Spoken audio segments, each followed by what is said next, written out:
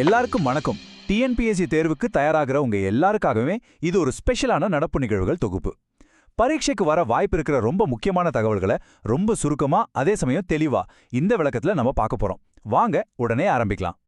இன்னைக்கு நாம என்னென்ன தலைப்புகள் பார்க்க போறோம்னு ஒரு சின்ன ஓவர்வியூ பார்த்துடலாம். முதல்ல நம்ம தமிழ்நாட்டில் ஆரம்பிச்சு அப்புறம் தேசிய அளவுல டெக்னாலஜி, பொருளாதாரம், பாதுகாப்பு, கடைசியா உலக அரங்கில் இந்தியான்னு படிப்படியா போக போறோம்.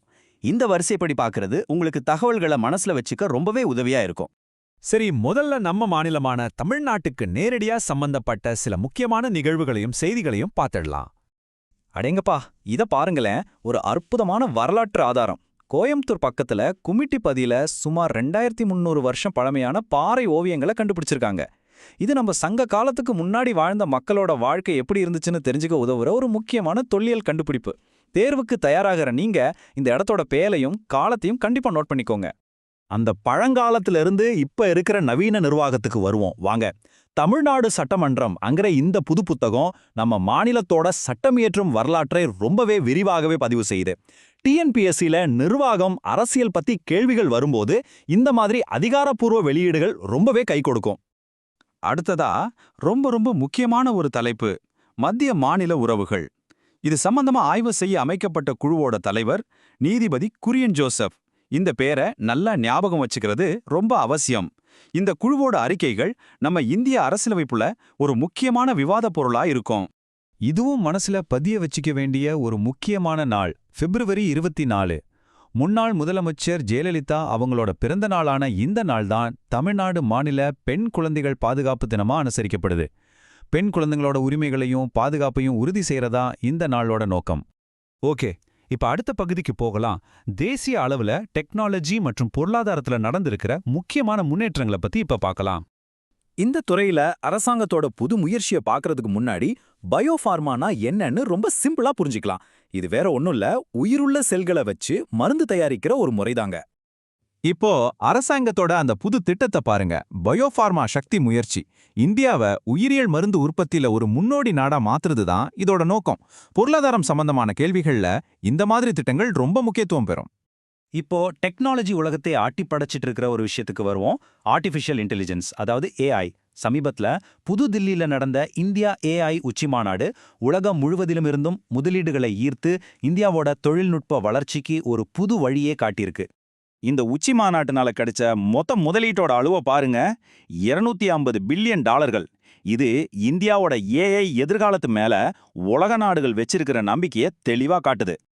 இந்த பிரம்மாண்டமான தொகையில நம்ம உள்நாட்டு நிறுவனமான ரிலையன்ஸோட பங்களிப்பு மட்டுமே 10 லட்சம் கோடி ரூபாய். இது இந்தியாவோட தொழில்நுட்ப தற்சார்பு பயணத்துல ஒரு முக்கியமான மைல்கல்னே சொல்லலாம். அது மட்டும் இல்லாம உலக புகழ்பெற்ற கூகுள் நிறுவனம் $15 பில்லியன் முதலீடு செஞ்சிருக்கு.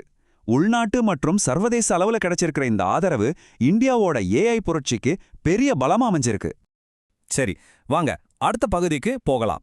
இப்ப தேசிய பாதுகாப்பு மற்றும் முக்கியமான சட்ட மைல்கற்கள் பத்தின சில தகவல்களை பார்க்கலாம். இந்த ஸ்லைட பாருங்க, ஒரு இன்ட்ரெஸ்டிங்கான கேள்வி இல்லையா? ஒரு சாதாரண போன் எப்படிங்க நாட்டு பாதுகாப்புக்கே அச்சுறுத்தலா மாறும்? வாங்க இத பத்தி கொஞ்சம் விரிவாக பார்க்கலாம். பதில் இங்க இருக்கு. செயற்கைக்கோள் தொலைபேசிகள் நம்ம நாட்டுல இருக்கிற டெலிகாம் கண்காணிப்பு நெட்வொர்க்குள்ள வராது. அதனால அதை சட்டவிரோத செயல்களுக்கு ரொம்ப சுலபமா பயன்படுத்திட முடியும். இதுதான் தேசிய பாதுகாப்புக்கு ஒரு பெரிய அச்சுறுத்தலா இருக்கு. ஆனாலும் பேரிடர் காலங்கள்ல இது ரொம்ப தேவைப்படுறதால அரசாங்கம் ரொம்ப கவனமா கொள்கைகளை வகுத்துட்டு வருது.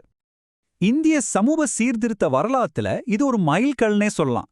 கொத்தடிமை தொழிலாளர் முறை ஒழிப்புச் சட்டம் 1976. இந்த சட்டம் கொண்டு வரப்பட்டு இப்ப சரியா 50 வருஷம் ஆகுது. அதனால இது வரலாறு மற்றும் இந்திய அரசியல் 2 பாடங்கள்லயுமே கேட்கப்படக்கூடிய ஒரு முக்கியமான கேள்வி. இப்போ நம்ம நாட்டோட முக்கியமான கலாச்சார சாதனைகள் மற்றும் சில நல்ல சமூக முன்னேற்றங்கள் பத்தின ஒரு பகுதியை பார்க்கலாம் வாங்க. இந்திய சினிமாவுக்கு இது ஒரு பெருமையான தருணம். பூங் அப்படிங்கிற மணிப்பூரி திரைப்படம் ரொம்ப புகழ்பெற்ற பாஃப்டா விருதை வென்றிருக்கு. பாஃப்டானா British Academy of Film and Television Arts. இது நம்ம பிராந்திய மொழி படங்களுக்கு கிடைச்சிருக்கிற ஒரு உலகளாவிய அங்கீகாரம். இப்போ 2 முக்கியமான சமூக மற்றும் நிர்வாக நிகழ்வுகளை டக்குன்னு பார்த்துடலாம். முதல்ல மகாராஷ்டிராவில் இருக்கிற சவுந்தலா அப்படிங்கிற கிராமம் சாதி இல்லா கிராமம்னு தங்களை அறிவிச்சு ஒரு முன்மாதிரியா மாறியிருக்கு. 2வதா சிறுபான்மையினர் நல அமைச்சகம் நலத்திட்டங்களை இன்னும் சிறப்பா செயல்படுத்த நாலந்தா பல்கலைக்கழகத்துல சிந்தன் ஷிவிர் அப்படிங்கிற ஒரு ஆலோசனை கூட்டத்தை நடத்தியிருக்காங்க. இப்போ நம்ம பார்வைய இன்னும் கொஞ்சம் விரிவுபடுத்தி சர்வதேச அளவுல உலக விவகாரங்கள்ல இந்தியாவோட பங்கு என்னன்னு பார்க்கலாம். மறுபடியும் ஏஐ உச்சி மாநாட்டுக்கே வருவோம். ஆனா இந்த முறை அதோட உலகளாவிய தாக்கத்தை பத்தி பேச போறோம். அமெரிக்கா, சீனா உட்பட மொத்தம் 88 நாடுகள் புதுதில்லி பிரகடனத்தை ஏத்துக்கிட்டாங்க. இது செயற்கை நுண்ணறிவு தொழில்நுட்பத்தோட எதிர்காலத்தை உருவாக்குறதுல இந்தியாவோட தலைமை பங்கை உறுதி செஞ்சிருக்கு. தில்லி பிரகடனத்தோட வெற்றி இதோட முடியல. அடுத்த உலக ஏஐ உச்சி மாநாடு ஜெனீவாவுல நடக்க போகுது. இதுக்கிடையில இந்தியா இன்னொரு முக்கியமான சர்வதேச நகர்வையும் செஞ்சிருக்கு. பிரேசில் நாட்டு கூட சேர்ந்து முக்கிய கனிமங்கள் மற்றும் வர்த்தகம் சம்பந்தமா ஒரு புது ஒப்பந்தத்துல கையெழுத்து போட்டிருக்கு. சரி, கடைசியா வருங்கால அரசு அதிகாரிகளாக போறவங்க கிட்ட ஒரு கேள்வி. டெக்னாலஜி, நிர்வாகம், உலகளாவிய உறவுகள்னும் எல்லாம் இவ்வளவு வேகமா மாறிட்டு இருக்கிற இந்த காலகட்டத்துல இந்தியாவோட அடுத்த தலைமுறைக்கு எது மிகப்பெரிய சவாலா இருக்கும், எது மிகப்பெரிய வாய்ப்பா இருக்கும்னு நீங்க நினைக்கிறீங்க?